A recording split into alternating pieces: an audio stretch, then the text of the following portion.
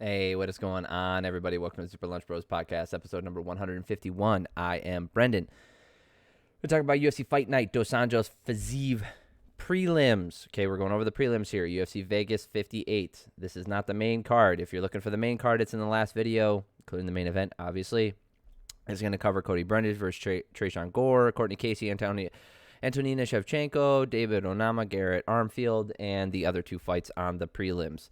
Before we get started, if you could subscribe to the channel if you like the UFC, if you like MMA, if you like talking about those things, if you like breaking down fights, I do all that stuff. I'd make 2 or 3 videos every single week covering the UFC, PFL, Bellator, all that stuff. So if you like those things, hit the subscribe button so you know when the next video is coming out. And if you do like this video, click the like button. I'd appreciate it. Cool, let's go. Cody Brundage taking on Tresean Gore, getting the vicious knockout against Mr. Vicious. Tresean Gore obviously coming up short in the Ultimate Fighter to the Pooh Bear. Yeah, that guy. And he was, Cody Brundage was, he wrestled him for a little bit, and Gore was pressing forward, swinging a little bit wildly, but really what cost him was his naked leg kicks. So he was throwing low leg kicks. He probably threw like 5 or 6 of them. Let me see here. 9 of them. Landed 6. So he threw 9 of them. All right, if you want to look at total output of him, 15 of his shots were to the head, 1 was to the body, and 9 were to the legs. So he spammed 9 of these low leg kicks, many of them naked, not set up, right? So naked, for those of you guys who don't know, means it wasn't set up with a jab. It wasn't behind anything. There wasn't crazy movement. He was just standing in front of him and threw a leg kick out of nowhere, right? Throwing it once in a while is fine, but you got to be careful of the counter, and that's exactly what happened. He threw a naked leg kick, landed it. Cody Brundage countered with a right hand, put him down, got on top of him, mounted him, and got the, I would say it was KO finish, even though it was through volume at the end, but he did knock him out. All right. This one, whatever. I don't know. This one was weird. Antonina Shevchenko versus Courtney Casey. Shevchenko getting the split decision win here. I don't necessarily agree. Okay, so in the first round, Shevchenko landed some good shots on the feet. Casey doing the same. And then when it went to the ground with Antonina on top, Casey was actually doing more damage with her elbows from her back. Now, if we look at the total strikes, is that in her favor? It is. So 35-30 in favor of Casey, as opposed to the 12-16 in favor of Shevchenko for significant strikes. So I guess you don't count those as significant, and maybe that's why they gave Shevchenko that first round. Okay, fine. I thought Casey did enough in that first round, so I gave Casey that first round. Even though she was on her back, Shevchenko didn't do anything. Casey was landing the damage off her back, and had Shevchenko landed 1 punch on the ground, maybe we could talk about it, but she landed nothing. Second round, all Shevchenko. She was picking her apart on the feet, landed a bunch of kicks, spamming hook kicks, which is kind of interesting. Doing some front kicks for a majority of the round. I had it even going into the third. And then the third round here was, this was Casey's round. Shevchenko was really tired. She got outstruck, in my opinion. I guess she didn't get outstruck in any round. 15-12 in favor of Shevchenko. I thought she took more damage in this last round. Oh, yeah, total strikes, 36-27 in favor of Casey. But they didn't count as significant. Fine. But I felt like the damage went to Casey in this last round. I'm pretty sure that's how it should have gone, and that's fine. 2 of the judges saw it for Shevchenko, giving her that first round, both Bird and Clearly. So Kamija was the only one who saw it the way I saw it. I thought Casey won those first 2 rounds, won that first and the last round. Second round was all Shevchenko. So what does this mean for Casey? How many times do I need to talk about this? She doesn't belong in the UFC anymore. Okay, she just doesn't. And she wins 1, loses 2. Wins 1, loses 1. Wins 1, loses 2. Loses 2, wins 2. But you know what I mean? Is she a negative fighter? No, she's back to being a 500 fighter again. 10-10. She does not belong in the UFC right now. And now I don't even think, yeah, she's, a little older than me. She's not young anymore either. She's not gonna change her game. She's not gonna make any big level ups when it comes to MMA. She shouldn't be in the UFC. Okay, I mean, I guess the flyweight division is pretty shallow, but Shevchenko could have been cut after this one, to be honest with you. She loses. These two are exactly on the same level as far as I'm concerned when it comes to MMA. Okay? Now, they both have a lot of split decision losses, and maybe that's why, split decision loss, split decision loss, split decision loss, and 2 decisions. But, you can say, yeah, split decision, split decision, split decision, split decision. She leaves it in the hands of the judges, which is a stupid phrase that I don't like to throw around, but that's kind of been her career. Okay, she doesn't get a lot of finishes, and when it goes to the scorecards, she has come out on the wrong end more often than not. And that's just because the way she fights. She's comfortable on her back, and the judges don't like that. So she has to adjust, and she's had plenty of time to adjust, and she hasn't. She hasn't changed how she fights. You can be as comfortable as you want down there. You can think that you're not losing. You can feel great and feel like you're doing more damage, and you might be. But you have to understand that over time, if these skills and strategies aren't translating to wins, you have to change them. Up your skill level, change your skills, work on skills in a different area. Change your strategy. You have to do something different because she hasn't upped her level in any way as far as I've seen. Maybe her striking has gotten a little bit better and she's gotten a little bit stronger, possibly. But it hasn't changed the results. So do something different. And she comes out the same way every time. She doesn't belong in the UFC. Not anymore. David Onama versus Garrett Armfield. Onama is the guy who has no legs but is tall and has very long arms. He has a 70-inch reach for a featherweight, which is a lot, right? I think that's a lot. But I don't think it shows on here, does it? Oh, 74-inch reach. He's 5'11". That's what it is. He's also pretty tall. And, he's got 2 wins in a row now. Getting the triangle choke, the arm triangle choke in the second round is a good win for him. I still think he's going to have cardio issues based off what I see from him. His legs are going to get eaten up. I'm not comparing him to John Jones because I think he's as good or fights like him or anything like that. His legs are like John Jones, where he's very, very skinny. And all his weight's up top. People at featherweight, they can take advantage of that stuff. It's not like light heavyweight where the skill level or the speed of the fight can't take. People are going to take advantage of those things. And I don't know how long he's going to be able to keep it going. I think once he steps it up, we'll see. Maybe he can change his game plan up a little bit. But he has a very boxing-focused, boxing-heavy style. He hits really hard. He has long arms, so his reach is really good. But I think he's going to run into issues when he starts stepping up in competition because they're going to be able to take advantage of his lack of strength in his legs and his lack of cardio from what I've seen. Because he does have cardio issues. Yes, he's not panting and falling over and dying like a heavyweight, but he does reduce his output and starts to throw onesie-twosies. Kennedy Nzechukwu versus Carl Roberson. This fight was real boring. 3 rounds of grappling where Kennedy stayed on top and ending the fight with 12 elbows to the back of the head to Carl Roberson, so that was cool. Got a finish by hitting him in the back of the head. So, yeah, elbows to back of the head from control. Yes, a lot of them were landing on the side. I know that. But many of them were directly to the back of the head. And because of the position he was, where he was mounted, he had the back mount. Those are 100% targeted. And I don't think you get one of those.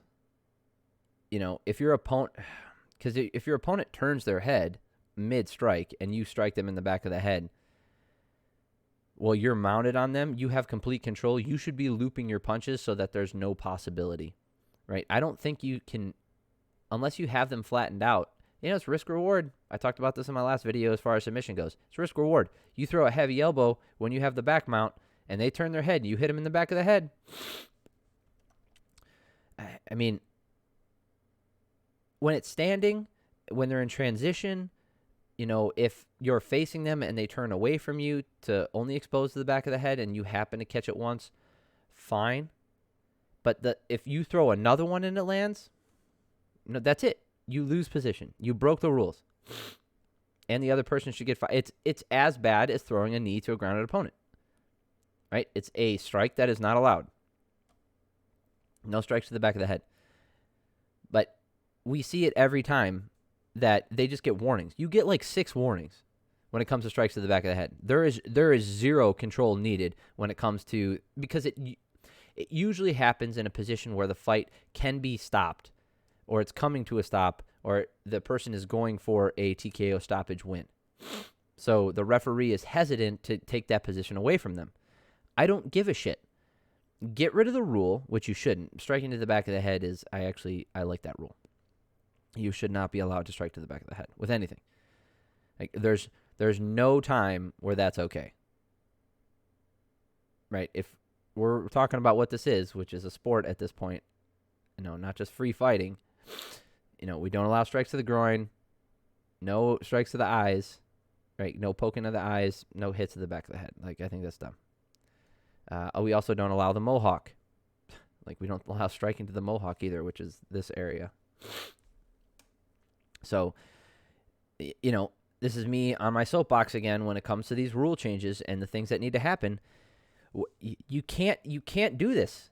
You can't do it. Now, these weren't as egregious, right? He was catching the side of the head quite a few times, right? He landed a lot of them, and they were good shots, and fine. He was winning the fight. I'm not trying to take a win away from him. What I'm saying is, if you're going to penalize someone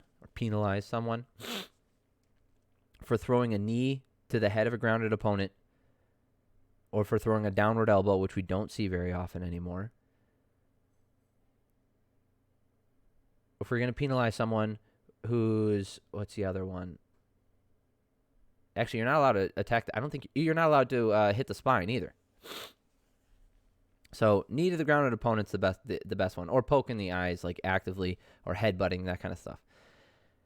If you're going to take a point from those things, if you're going to give hard warnings for those things, it needs to be the same. I don't care, because here's what I mean.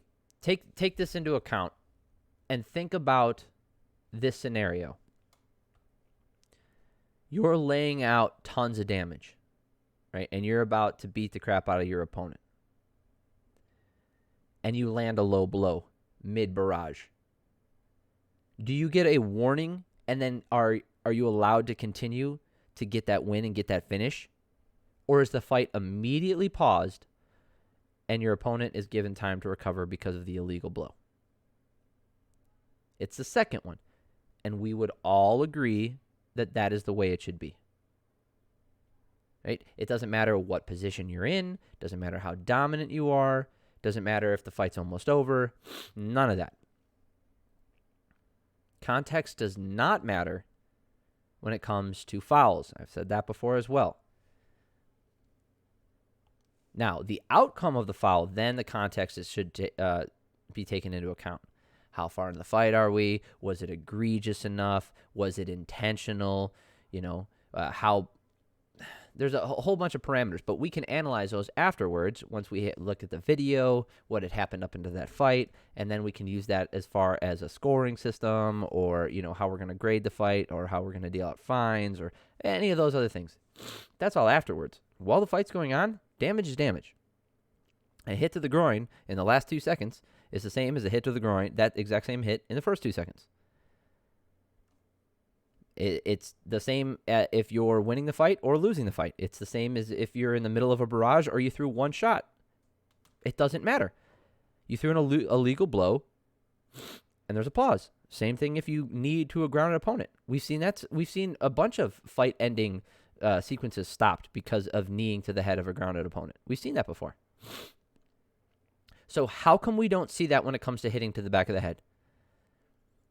And if you tell me if you just want to give me the easy answer, which isn't necessarily wrong, but I want to hear a defense of it, right? If you just tell me like, oh, well, a person could just turn their head away, exposing the back of their head. Yeah, and a person can just put their knee down, making it so you can't knee them in the head. Technically, a person could open up their legs and jump up in the air into your punch. We can play this stupid game. Like, people could do the thing to make it so you can't hit them. The reason why they are doing what they're doing when it comes the knee to the knee to the head of a grounded opponent is probably the best one. Because the reason why a fighter would take a knee is not because of a positional advantage ever in those situations. I mean, if they're going for a takedown, that might be a little bit something like that. But, you know, if they take a knee, it's because they don't want to get kneed in the head. And now you can't. If I turn my back to you, if I expose the back of my head to you, it's because I don't want to get punched in the head anymore or punched in the face. The onus is on you to use your tools that you are in complete control of and strike within the rules of the sport. So given these parameters, if you are on back mount going for a finish and you are doing ground and pound, we see it all the time. People throw looping punches left and right. Bam, bam, bam, bam, bam, like this, right? Coming from the left and the right. Because you can throw a bunch if they turn their head. Now you throw them from the other side. You're throwing them from both sides when they're turtled and facing straight down. All good in the hood. That's exactly how it should be. But if you're throwing elbows from the back mount, a lot of those are going to hit the back of the head because you're not catching an ear. You're not. And the second you land the second one, the very instant you land that second one to the back of the head, fight is paused. You lose position because you struck him in the back of the head. And guess what? Your opponent gets time to recover. That's the way it should be. I'm sick of the rules being different based off of the events that precede the foul. Like, I'm sick of it. It makes no sense to me. Context does not matter when it comes to fouls. Not until afterwards. Leading up to the foul, when the foul occurs, during the fight, all of those things should be identical every single time. Poke in the eye, 5 minutes. Kick to the nuts, 5 minutes. Hit to the back of the head, 5 minutes. 5 minutes. It's the way this shit works. But it's not going to happen, and it's just going to keep pissing me off. Hitting to the back of the head happens way too much. It happens way too much. It seems to be always in a fight-ending sequence, and it's just thrown under the rug. Oh, the fight was almost over. He was already winning. He was going to win the fight anyway. I don't give a shit. You don't get to just do illegal shit just because you're winning the fight or the fight's almost over. Okay, so that rule should apply to other shit too then. Oh, well, I'm in my fight-ending sequence, and I'm laying out a lot of damage, and I'm about to win the fight, so I'm just going to knee you in the head regardless of whether or not you're up or down. I'm just going to start punching you in the nuts because I'm about to win this fight. You see how stupid that sounds? So I just get to willy-nilly swing my limbs around and hit you wherever I want just because I'm in the ending sequence? No, bullshit, and that includes the back of the head. All right, I'm done with this one. Yeah, Nzechukwu, he's a problem, man. He's a big dude. He's a good fighter. He has good striking. He's had some problems his last two losses, against Negumereanu and Dawu Jung. He has problems, but at light heavyweight, when you're that big, he put a couple wins together. I mean, his step up in his competition. Look at this. He went from nobodies, apparently, right? Nobodies. Dana White Contender Series, obviously. His first fight is against Paul Craig. Paul Craig ranked? He's got to be ranked. Dude, he's ranked. Back in 2019, Paul Craig, who is an established entity at that point. Then back down to people who, are nobodies again. Sosic, Olberg. That's a good win for him. Well, now, because Alberg has got his shit together finally. And then, yeah, back down to this. Dao Jung, nothing. Negamarianu, maybe. And now Carl Roberson. Like, how he's getting matched up makes no sense. Doesn't seem like he's been given like a step up in competition consistently every time. It seems like they're just fighting him against random people who are willing to take a fight and then hoping he comes out on top. We'll see. You know, Carl Roberson's good, but he's not a world beater. All right, and a long name. Ronnie Lawrence. No. Saeed Yaqub versus Kakramanov. Ronnie Lawrence versus Saeed Yaqub Kakramanov. There we go. It was all Saeed Yaqub the whole time. Man, pretty much. Lots of ground control for him. More of the same in the second round. Just tons of control time. You look at this. 4 minutes, 3 minutes and 43 seconds, 4 minutes and 30 seconds. The dude was on top the entire time. Constant control. I think he had something of like 15 takedowns. Or takedowns. 10. Sorry, he attempted 16. And he got 10 of the 16 takedowns. Just constantly bring him down to the ground and controlling him. Wasn't able to get a finish. Just got lots of control. I mean, what round are you giving him a 30-26? Maybe the first round? I don't see a 30-26 in there. I don't see a 10-8 round. It's because he didn't really do a ton of damage. He did something, and he was going, and he was close to a submission. Was he, though? I don't know. I don't think it was a 10, any of those were 10-8 round. That guy can wrestle his ass off. Yeah, he's got the win over Trevin Jones. Yeah, that guy can wrestle, man. He's good. It's going to be fun to watch him as he steps up in competition and see if he can keep it up. He's got a high output, too. Lots of cardio, which I know is common at bantamweight, but, it doesn't hurt to have it. All right, that is it. Prelims, short stuff.